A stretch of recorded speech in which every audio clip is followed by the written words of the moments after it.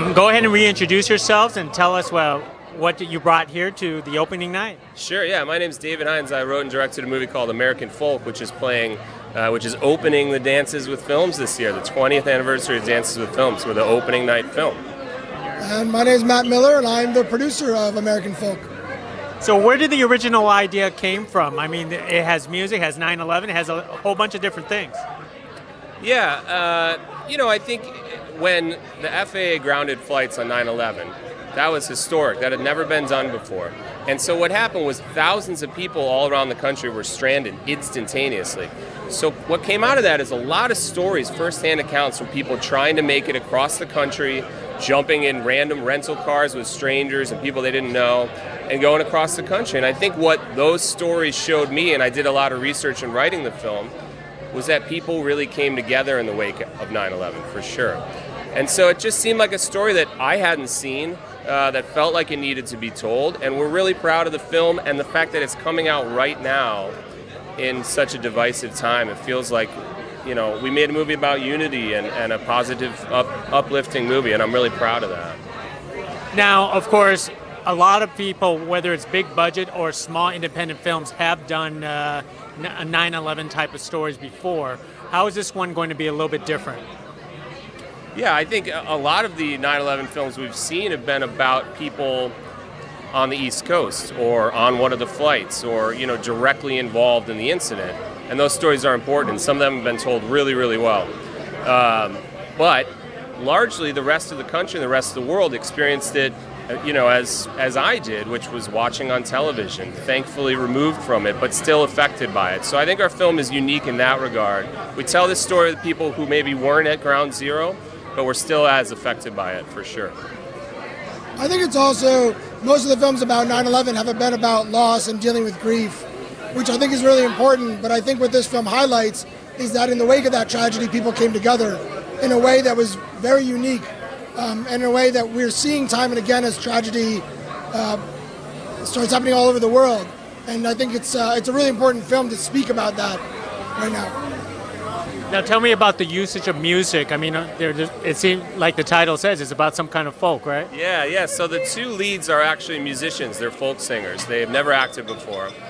And the two of them, so they sort of discover this shared love of old folk songs as they're traveling around the country. So they end up playing songs together, and they play songs with all the people they meet on the road. So it really becomes this sort of modern-day musical where music is bringing people together and healing people in the wake of 9/11. I think, historically, folk music has shepherded America through a lot of difficult times, and our story sort of speaks to that as well.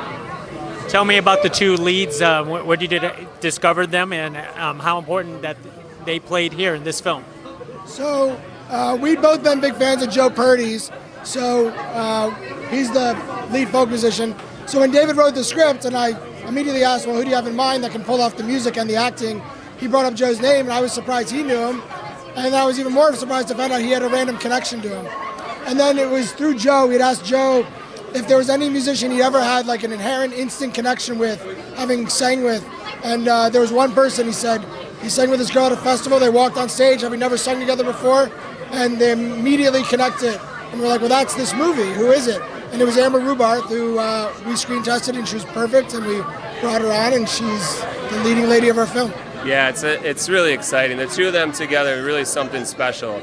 We just secured distribution for the film, and it's going to be released theatrically in January of next year, 2018. We're talking about potentially doing a music tour with the two of them to coincide with the release. So I think fans of theirs will love it, and people who maybe haven't discovered them yet will definitely fall in love with them by watching the movie, for sure. Now, is there original music for this film, or are we going to basically like rehash or redo some of favorite folk music? There's original music and there's old folk songs in it. So for any folk fans out there, they're going to recognize some, and I think they're going to get some new favorites out of it as well. And of course, this is kind of like a road trip, right? What are some of the beautiful American places that you have to portray for this film?